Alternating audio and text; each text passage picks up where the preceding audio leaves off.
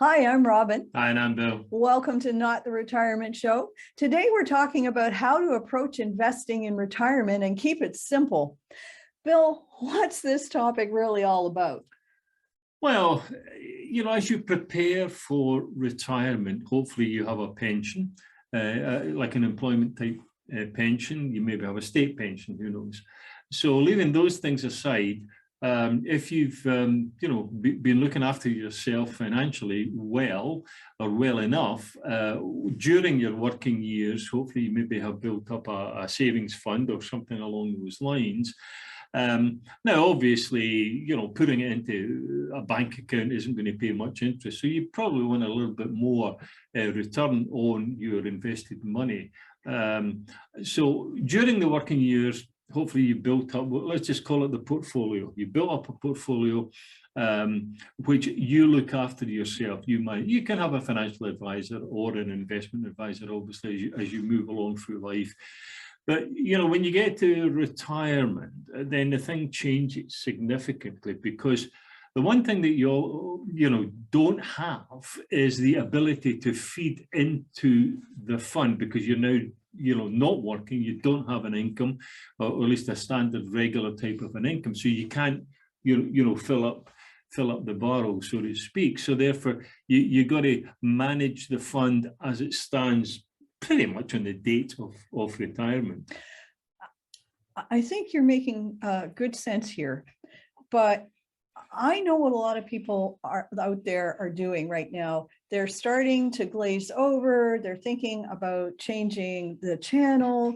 Why is it that so many people just shut down as soon as you talk about investing? Why does that seem so hard, so difficult for the average person to get on top of? Because it is complicated, and you can't hide from that. Investing is a complicated subject.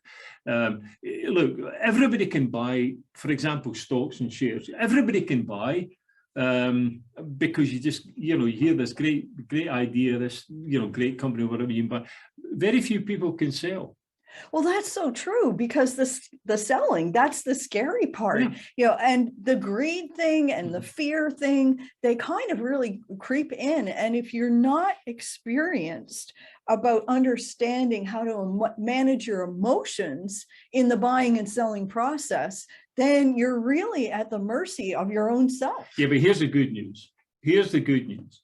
That hesitancy about investing is very relevant when you are working, because you are saving, or you're investing to increase the value of your portfolio as you go through your working years. It's fine. You would like to maybe take more risk, because in theory you would get more return, better value. But that takes you into that area, which is what you're referring to, of, oh, I'm not sure, should I do this, should I do that, and that's fine. That's perfectly reasonable. But here's the good news. The good news is, when you get to retirement and you've got this fund, then the chances are you would be better placed to sort of go more into, I don't want to say risk-free investments, but you can risk down, if that makes sense. You don't have to go high risk. I mean, just do not go high risk on that investment fund, because you could lose and you could run out of money. If you run out of money, you've nothing else, as I've said earlier on there, coming up in the bottom of the barrel, being filled up. There's nothing coming along. So the actual investment process is, I think, a little bit easier in retirement. Okay, so you've just used a big, scary, emotional word, risk. I think I need to start here by reminding everybody once again that Bill and I are not certified financial planners. We share ideas and information for your own edification and information. We always recommend that you talk to a financial expert of your choosing. Having said that, what's this risk thing that Bill's talking about? When you talk to an investment expert, they will have questions, possibly even a survey for you to fill out to help figure out what's called your personal risk tolerance.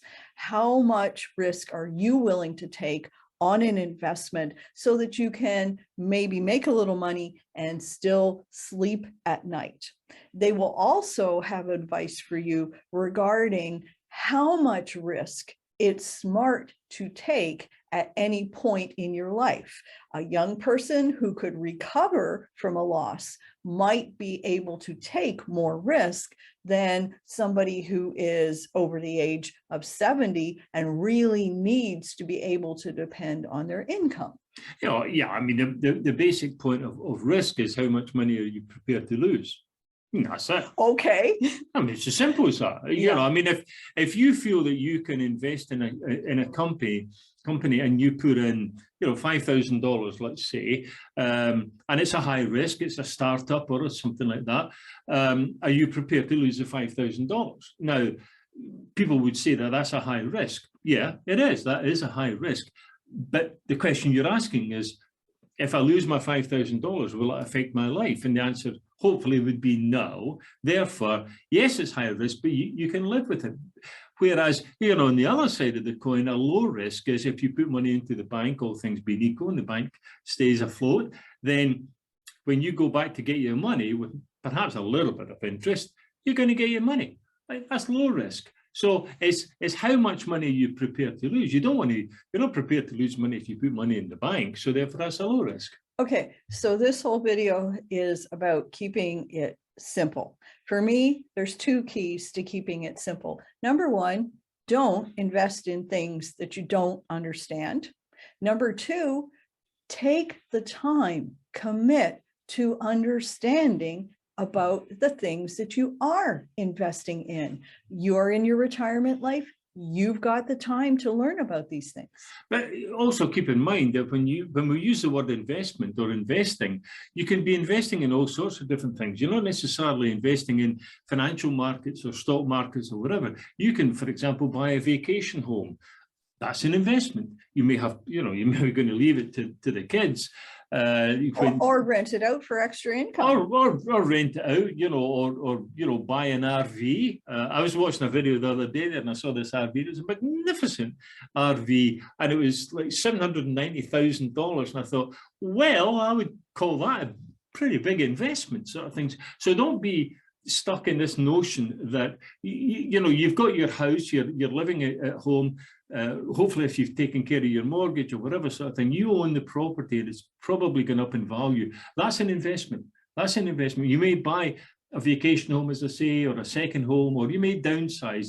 All of these questions are different. But the point I'm trying to make is that when we use the word investment, we're not simply talking about the stock market. No, I don't know what to do with that, or you know, how to handle bonds and stuff like that. There's all sorts of different types of investment. Biggest investment is yourself. Absolutely. Well, if you're still with us, clearly you thought we had something interesting to say. So please consider subscribing to our channel and we'll talk to you again soon.